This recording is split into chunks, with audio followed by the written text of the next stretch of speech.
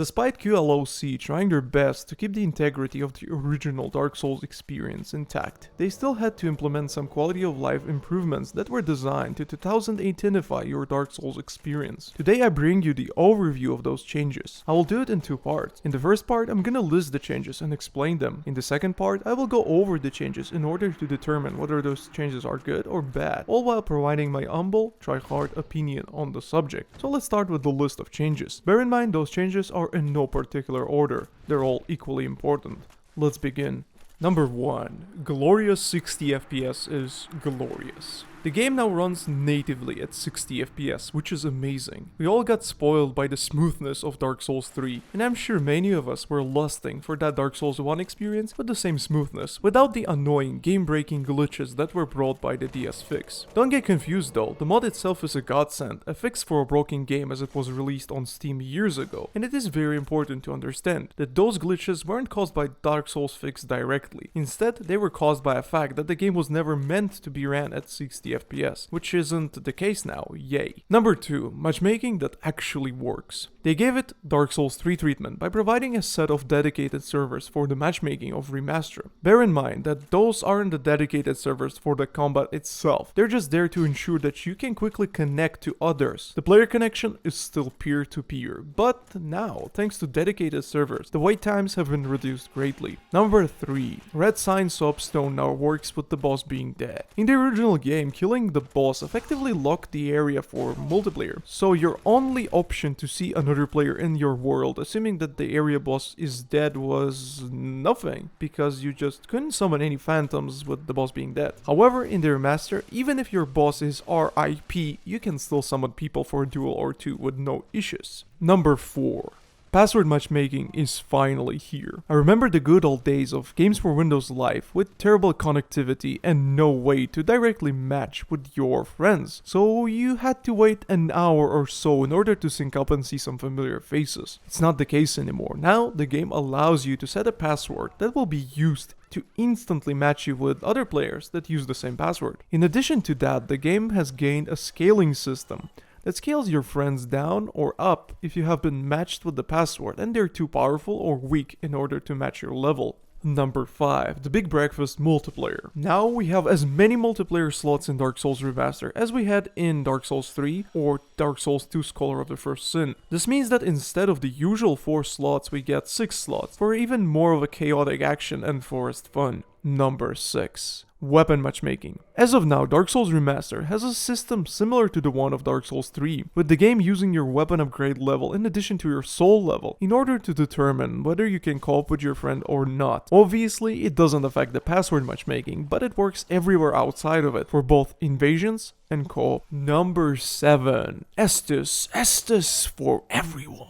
Thanks to the remaster, we have finally gotten an even playing field for everyone taking part in multiplayer activities, because the only healing item that you can use in remaster is Esthers. In the original game, Esthers was only available to the host and their partners, so if you were an invader, you were limited to a set of special items like humanity in order to restore your health. Well, it's not the case anymore. However, since now everyone has an access to Esthers, they have revoked our rights to special items. So in other words, the only way to heal in multiplayer right now is just by using Esthers, and it works for everyone. Invaders, Sunbros, the hosts, everyone. Obviously the host gets more shots of Esthers compared to invaders, but now there's no need to worry about divine blessing spam and whatnot. Number 8. The amazing menu experience. Be happy because now there is no more need to spend an hour trying to prove your loyalty to the covenant of your choice, because you can just select the exact amount of humanity you want to donate. Same goes for soul items. You can pop multiple souls in one click, with the only exception being boss souls. Number 9. Dead angling cross-up tech is no longer in the game. The original Dark Souls game had this weird glitch, or rather an exploit, that abused the way game calculated block success. The game only took in account your position relative to the opponent and whether their shield was up or not. So you could just unlock, turn around a bit, attack at an odd angle and fool the game, getting behind your opponent's guard. Well, this is no longer the case, it has been fixed. Number 10. Covenants can now be adjusted at the bonfire. Whereas the original game had you running from NPC to NPC if you wanted to change your covenant without taking a penalty, which is super tedious.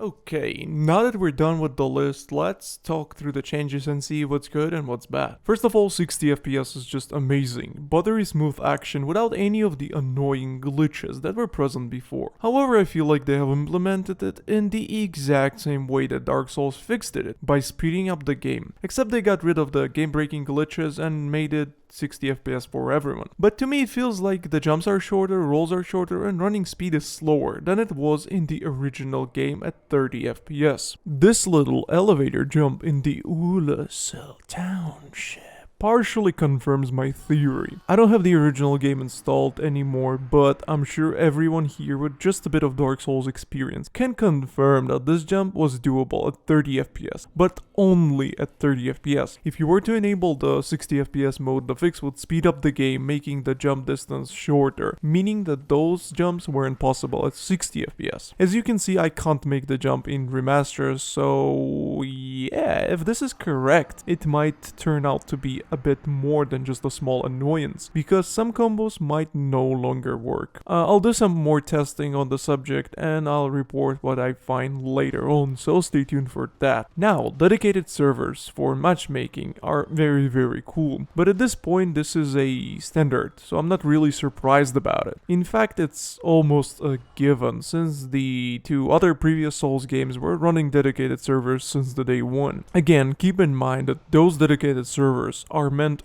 only for matchmaking and not the actual combat. They're there so you can match with your friend and neighbor without much of a hustle. Another cool change that I absolutely adore is the red sign thingy. Yeah, red signs are now working with the boss being dead, which is awesome. After playing Dark Souls 3 for so long, it's almost unimaginable that you couldn't do multiplayer in the original game with the area boss being dead. Now fight clubs can actually be had without much of a trouble. Funnily enough, one of the more popular dueling locations, the Undead Burg, was picked only because you could leave the Taurus demon alive while progressing through the game. I mean, sure, it did complement the amazing level design of Dark Souls 1, but I'm certain that there are other much better ways to outline the glorious layer-based level design. Again, very good change. Password matchmaking is a bit of a double-edged sword for me. For dueling in fight clubs, it's a godsend. You can't even imagine how terrible it felt to wait 40 minutes to sync up with a friend in the original. Obviously later on, several mods popped up, helping to improve the connectivity, but the original was just atrocious. Now with the password matchmaking, as far as dueling and co-op goes, it's amazing. However, if you're an invader, it's a huge pain in the ass. Before, if the host wanted to get some friendly backup, they had to be very lucky with their sign draw, or they just had to rely on the mercy of random sunbro. But now, with the password matchmaking, they're almost certainly gonna get to summon their friend, which is very annoying. Pair this with the extended number of slots for multiplayer and you get the ultimate terrible experience. Like a friend of mine likes to say, these changes created a whole new class in Dark Souls, the Sunbromancer. Bunch of people summoning their friends non-stop to gank you. We're lucky enough though, because from what I know there is a cooldown on passworded co-op in Remastered. Either way, password matchmaking is great, even if it brings some pain with it. But going from 4 slots to 6 is very questionable. Remaster is not the first game to do this, and ask anyone who does invasions. Everyone fucking hates it. Now, weapon matchmaking is very sketchy. It is rudimentary at best and terrible at worst. On a conceptual level, the game didn't really need it. At least I think it didn't need it. But they just went ahead and put it in the weirdest way possible. I've said it earlier when I made the video about it, and I'll say it again. We don't really know how it works for a fact. But to all people disliking that video that I made because they think that I'm pulling numbers out of my pillow, well, here's a photo from the official user guide published by Namco. It clearly states that if you upgrade any normal weapon up to +5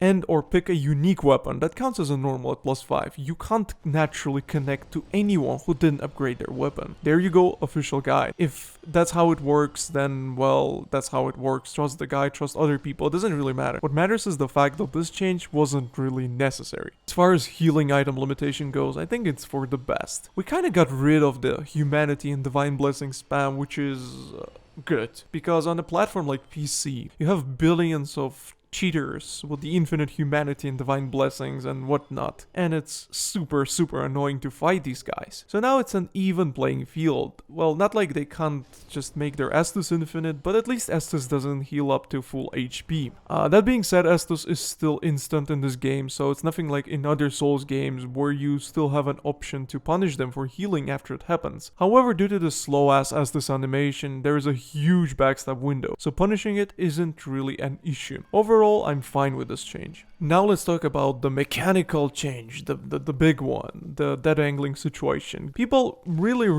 like to overestimate how good and useful it was, but yes, I can confirm it was legit and it was very useful. It sort of nicely tied up the high level PvP and balanced out the shield autism, making it more bearable. Now that it is gone, shields are a bit more tricky, actually a lot more tricky than they were before. But they have always been super broken, and there are still some other ways to deal with shield turtling. However, I feel like this change affected some setups a lot more than it did affect others. Many of the cool setups relied on dead angling to get in. The Dragon Roar used dead angle, the unlocked Wrath of the Gods was the best thing to abuse dead angles with, and the Fury Sword was super annoying to fight. Well, those things are now a little bit worse than they were before, and I'm pretty upset about it. If you ask me, this is hands down the worst change we have seen so far. But it's not a surprise since it's the only mechanical change that we have seen so far, so it kinda makes sense. As far as other minor improvements go, like swapping covenants at the bonfire and being able to use multiple souls at once, it's all good and cool. So what do we have in the end? Well, I'd say if you disregard the fact that they have killed dead angling and introduced borderline useless weapon matchmaking system,